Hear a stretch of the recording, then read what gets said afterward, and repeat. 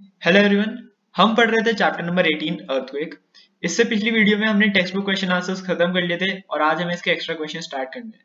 तो एक्चुअली ये ज्यादा बड़ा चैप्टर नहीं है, ज्यादा इसमें कंसेप्ट्स वगैरह है नहीं। तो जो एक्स्ट्रा क्वेश्चन है आज की जो ये वीडियो बनेगी ये काफी छोटी होगी, ठीक है, ज्यादा एक्स्ट्रा क्वेश्चन है नहीं इसके। तो स्टार्ट करते हैं फर्स्ट क्वेश्चन से। How is an earthquake caused? Earthquake कैसे कॉज होता है? तो आप बेसिक रीजन इसका क्या लिखोगे कि अर्थक्वेक कैसे होता है? It is caused by disturbance deep inside the earth crust. अब ये क्वेश्चन पहले भी आया है, लेकिन जो पहले आया था वो 3 मार्क्स और 5 मार्क्स के केस में आया था। अब अगर 1 मार्क में आपका आता है कि हाउ इज अर्थक्वेक कॉज्ड, तो आपको क्या लिखना है? It is caused by disturbance deep inside the earth crust. मतलब अर्थ के क्रस्ट के अंदर जो डिस्टर्बेंस होती है उसकी वजह से अर्थक्वेक कॉज होता है। Next, what are seismic waves? Seismic waves क्या होती हैं? Waves produced on the Earth's surface because of tremors are called seismic waves. Basic सा मतलब direct question direct answer. Question पूछे सेस्मिक वेव्स क्या है, तो आपको क्या बताना है? सेस्मिक वेव्स वो वेव्स जो प्रोड्यूस होती हैं कब सॉरी अर्थ सरफेस पे, कब? Because of tremors. जब ट्रेमर्स आते हैं, मतलब जब अर्थक्वेक आने वाला होता है, जो अर्थक्वेक के जो ट्रेमर्स होते हैं उनकी वजह से सेस्मिक वेव्स प्रोड्यूस उनकी वजह से वेव्स प्रोड्यूस होती हैं और उन वेव्स को हम कहते हैं seismic waves. Next, what are the various natural calamities caused by earthquake? तो ऐसी कौन सी नेचुरल कैलेमिटीज हैं जो अर्थक्वेक के द्वारा होती हैं? तो अर्थक्वेक, देखो, जो डैमेज कॉज होता है कहीं पे भी अर्थक्वेक की वजह से, वो अर्थक्वेक से ज्यादा जो और उसके वेरियस फैक्टर्स हैं उससे होता है। मतलब अर्थक्वेक से तो थोड़ा बहुत डैमेज होता है, लेकिन अर्थक्वेक क्या करता है, वो और नेचुरल कैलेमिटीज को क्या कहते हैं उसे, ऑल नेचुरल कैलेमिटीज जो होती हैं उनको प्रेफर करता है कि वो और नेचुरल कैलेमिटीज हों जिससे ज्यादा डैमेज होता है। इसमें क्या कहना चाह रहा हूँ, जैसे अर्थक्वेक होता है कहीं पे, मान लो पहाड़ों पे अर्थक्वेक आया, तो जो माउंटेन की जो स्लोप्स है उस पर क्या होगा? लैंडस्लाइड हो जाएगा। मतलब जो पत्थर वगैरह बड़े बड़े वो नीचे गिरने लगेंगे। तो लैंडस्लाइड से ज्यादा बर्बादी होगी as compare to earthquake. Earthquake से तो क्या होगा, फिर भी थोड़े घर वगैरह टूट जाएंगे, ठीक है, अगर मेजर आता है तो और हो सकता है। लेकिन लैंडस्लाइड से क्या होगा कि लैंडस्लाइड में इतने बड़े बड़े पत्थर गिरते हैं जिससे बहुत ज्यादा loss of life and property होता है। अगर ओशन फ्लोर्स वगैरह पे आते हैं तो फ्लड्स आ सकते हैं, ठीक है, सुनामीज आ सकती हैं। तो ये सब जो है ये अर्थक्वेक से हो सकते हैं। Next, fourth question, sorry, what are fault zones? Write their other name. Fault zones क्या होते हैं और उनका दूसरा नाम क्या होता है? तो फॉल्ट जोन और सेस्मिक जोन्स ये सेम ही चीज है, ठीक है। अगर मैं आपको पहले बताया था उनका अदर नाम सेस्मिक जोन्स ही होता है।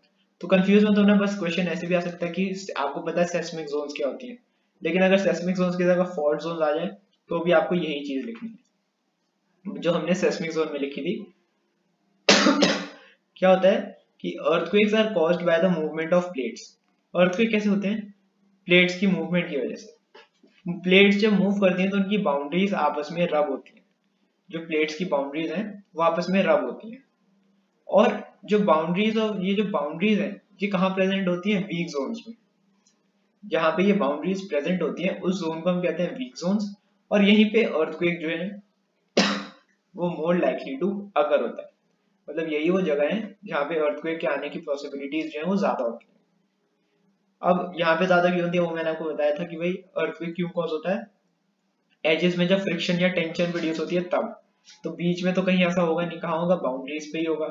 तो इसलिए बाउंड्रीज वाले जो एरिया होते हैं वीक जोन्स होते हैं और इन्हें ही हम सेस्मिक जोन्स या फिर फॉल्ट जोन्स कहते हैं, ठीक है। ये जो वीक जोन्स हैं इन्हें ही हम फॉल्ट जोन्स कहते हैं या फिर सेस्मिक जोन्स कहते हैं।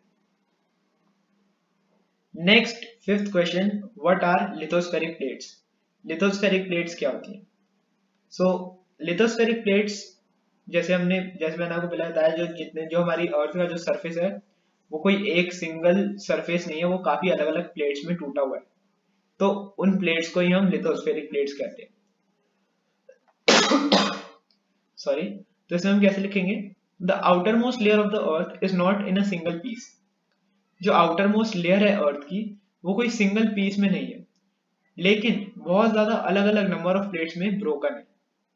तो ये जो डिफरेंट प्लेट्स में जो ये ब्रोकन है या फिर ये जो डिफरेंट अलग अलग प्लेट्स में ये टूटा हुआ है, इन्हें ही हम कहते हैं, इन प्लेट्स को हम कहते हैं लिथोस्फेरिक प्लेट्स, ठीक है। सारे आंसर छोटे छोटे हैं, मैंने आपको बताया था वीडियो ज्यादा लंबी नहीं होगी। Next define focus and epicentre. अब देखो ये जो एक्स्ट्रा क्वेश्चंस भी है ये भी सारे एक टॉपिक के अराउंड ही रिवॉल्व होकर अलग अलग फॉर्म्स में पूछे जा रहे हैं, ठीक है। बहुत छोटा चैप्टर है, बहुत कम कंसेप्ट है, तो इजीली याद हो जाएगा। तो फोकस क्या होता है? The point inside the earth crust from where the earthquake gets generated due to release of energy is called focus. तो फोकस को आप कैसे डिफाइन कर सकते हैं? अर्थ के क्रस्ट के अंदर एक ऐसा पॉइंट जहां से अर्थक्वेक जनरेट होता है। और अर्थक्वेक जनरेट क्यों होता है? क्योंकि उस पॉइंट पे ही सारी एनर्जी रिलीज होती है। मतलब फ्रिक्शन जैसे ही खत्म हुआ, जो पीछे का इसका प्रोसेस है, फ्रिक्शन खत्म होता है, एनर्जी रिलीज होती है। तो जो फ्रिक्शन खत्म हुआ तो इस पॉइंट से मान लो बहुत सारी एनर्जी रिलीज हो गई, तो ये पॉइंट बन जाता है फोकस।